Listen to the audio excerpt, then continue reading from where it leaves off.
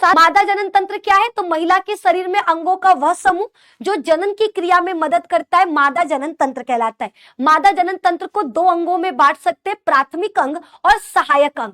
प्राथमिक अंग का मतलब होता है ऐसा अंग जो जनन की क्रिया के लिए बहुत जरूरी है, जिसके बिना जनन की क्रिया नहीं हो सकती, हम उसे प्राथमिक अंग कहते हैं। और द्वितीयक अंग का मतलब होता है ऐसा अंग जो जनन की क्रिया में सहायता करता है। प्राथमिक अंग के अंदर हमारा अंडाशय आता है, यह मादा जनन तंत्र का मुख्य अंग है क्योंकि ये अंडाणु और हार्मोन बनाने का काम करता है। ये बादाम के आकार का होता है, संख्या में 2 यानी 1 जोड़ी होता है। इसकी लंबाई 2 से 4 सेंटीमीटर, चौड़ाई 1.5 से 2 सेंटीमीटर का होता है। ये हल्का गुलाबी रंग का होता है, इसकी मोटाई 1 सेंटीमीटर तक होता है।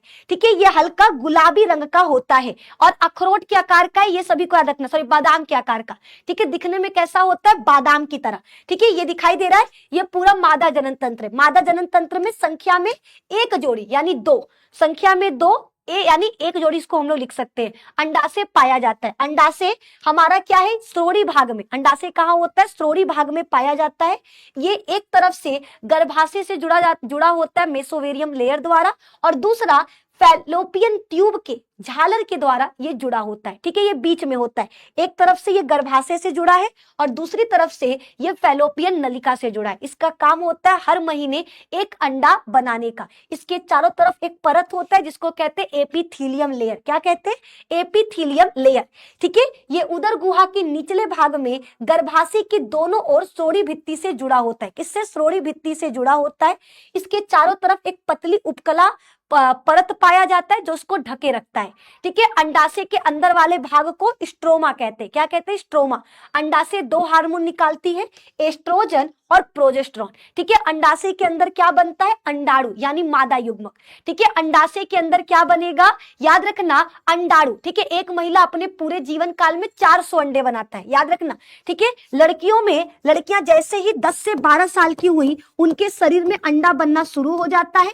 लेकिन ये याद रखना, एक महिला पूरे जीवन भर अंडा नहीं बनाती है, 40 से 45 साल तक अंडा बनेगा फिर बंद हो जाएगा। यानी ये लगभग 400, ठीक है, 400 अंडे। एक महिला अपने पूरे जीवन काल में 400 अंडे बनाती है, हर महीने एक अंडा, 12 महीने में 12 अंडा। इस तरीके से आप क्या करना, काउंट कर लेना।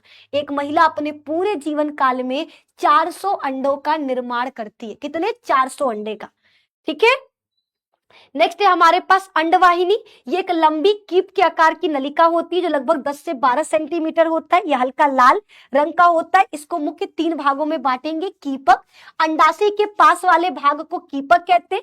इसमें उंगली नुमा संरचना होता है जिसे फिम्बरी कहते हैं, जो अंडे को पकड़ने का काम करता है। ठीक है, फैलोपियन ट्यूब का सबसे चौड़ा भाग जहां पर शुक्राणु और अंडाणु मिलते हैं उसे तुम्बिका कहते हैं। फिर अंडाशय फैलोपियन नलिका का सबसे अंतिम भाग जो गर्भाशय से जुड़ा होता है उसे स्थमस कहते हैं। ये बहुत ही पतला होता है।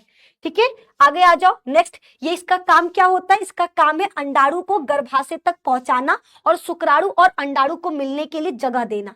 ठीक है, फिर हमारा गर्भाशय उल्टी रखी हुई नाशपाती के आकार का होता है। लंबाई 7.5 सेंटीमीटर, चौड़ाई 5 सेंटीमीटर, मोटाई 2.5 सेंटीमीटर। ठीक है, ये भी हल्के लाल रंग का होता है। इसमें 3 परत होता है। बाहरी परत को पेरीमेट्रियम कहते हैं, बीच वाली परत को मायोमेट्रियम कहते हैं। और याद रखना, ठीक है, प्रसव डिलीवरी के समय जो संकुचन होता है वो मायोमेट्रियम में होता है। ठीक है, अगला एंडोमेट्रियम। गर्भाशय की सबसे भीतरी परत को एंडोमेट्रियम कहा जाता है। क्या कहते हैं, एंडोमेट्रियम कहते हैं। ये परत महिला में हर महीने बनता है और यही परत अगर प्रेगनेंसी नहीं होगा, निषेचन नहीं होगा, तो टूट करके महिला के योनि से निकल जाता है, जिसको पीरियड कहते हैं। गर्भाशय का काम क्या होता है, 9 महीने तक बच्चे को अपने गर्भ में रखना और उसके विकास का काम करना। अगला है गर्भाशय। गर्भाशय के ठीक नीचे हमारा पाया जाता है गर्भाशय ग्रीवा। ठीक है, तो गर्भाशय ग्रीवा पढ़ते हैं। यह बेलनाकार नली होता है। यह गर्भाशय का निचला हिस्सा होता है जो योनि में खुलता है।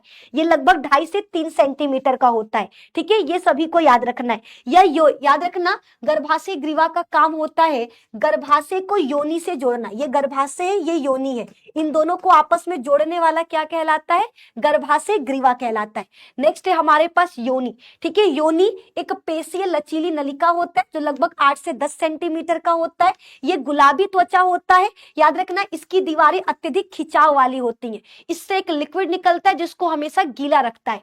योनि, याद रखना योनि से ही नॉर्मल डिलीवरी के टाइम में बच्चा बाहर निकलता है। ठीक है, जब नॉर्मल डिलीवरी होता है ना, तो कभी आपके मन में सवाल है बच्चा बाहर कैसे आता है, तो इसी योनि के द्वारा, इसी योनि के द्वारा क्या होगा, बच्चा बाहर की तरफ निकलेगा। और जब मेल फीमेल सेक्स करते हैं, मैथुन की क्रिया करते हैं, तो मेल अपना लिंग इसी के अंदर ले जाता है और वीर्य को छोड़ता है, तो मैथुनांग इसी को कहते हैं। जो महिला के शरीर में वो कौन सा अंग है जो मैथुन की क्रिया में भाग लेता है, तो याद रखना योनि। क्या है, योनि है। ठीक है, अब बाह्य जननांग की बात करेंगे। मादा जनन तंत्र को बाहर से देखने पर, ठीक है, जो पूरा भाग दिखाई देता है उसे बाह्य जननांग कहते हैं। सामूहिक रूप से इसे वल्वा या भग कहा जाता है। इसमें क्या क्या आता है, सबसे पहले आता है भगसेप। ठीक है, मादा जनन तंत्र को बाहर से देखने पर जो गद्दे जैसी संरचना दिखाई देती है उसे जघन सेल कहते हैं, जहां पर छोटे छोटे बाल पाए जाते हैं। अगर मादा जनन तंत्र को बाहर से देखोगे ना, ठीक है, कुछ इस प्रकार का होता है। ठीक है, इसमें यहाँ पर ये गद्दे जैसी संरचना होती है जहां पे छोटे छोटे बाल होते हैं, इसे जघन सेल कहा जाता है। ठीक है, वसा उत्तकों से बनी गद्दे जैसी संरचना को जघन सेल कहते हैं। ठीक है, जहां पर छोटे छोटे बाल होते हैं उसे जघन रोम कहते हैं। फिर याद रखना मादा जनन तंत्र के बाह्य जननांग में मांसल होठों जैसी संरचना पाई जाती है जो योनि द्वार को घेरे रखती है, उसे लघु भगोष्ठ और दीर्घ भगोष्ठ कहा जाता है। ठीक है, फिर आगे मादा के बाह्य जननांग में एक छोटी उंगली जैसी संवेदनशील संरचना होती है जो मूत्र द्वार के ऊपर होती है, उसे भगसेफ कहते हैं। और लास्ट में योनि छद, योनि के चारों तरफ एक पतली सी परत पाई जाती है जिसे योनि छद कहते हैं। और यहाँ पर ये हमारा पूरा कंप्लीट हो गया। ठीक है, ये सभी को याद रखना है। एक चीज याद रखना, ये मादा जनन तंत्र का बाहरी भाग है, ये योनि है। योनि के दीवारों पर एक ग्रंथि होती है जिसको बार्थोलिन ग्रंथि कहते हैं, जो योनि को चिपचिपा बनाने का काम करता है। और दूसरा स्तन ग्रंथि, ये डिलीवरी के बाद क्या करता है, दुग्ध बनाने का काम करता है। ठीक है, ये सभी को याद रखना है। बताओ यहां तक सभी को क्लियर है? एक बार फटाफट से बताइए, मादा जनन तंत्र क्या आप सभी को क्लियर है? जितने भी लोग देख रहे, ठीक है, जितने भी लोग देख रहे फटाफट से बताओ। अभी तक में जितना बताए हैं क्या सभी को क्लियर? एक बार लाइक कर दो। ठीक है, सबसे पहले तो आप लोग लाइक नहीं किए हो, आप सभी से रिक्वेस्ट है प्लीज एक बार फटाफट से लाइक कर दीजिए, देन हम आगे की तरफ बढ़ेंगे, है ना। लाइक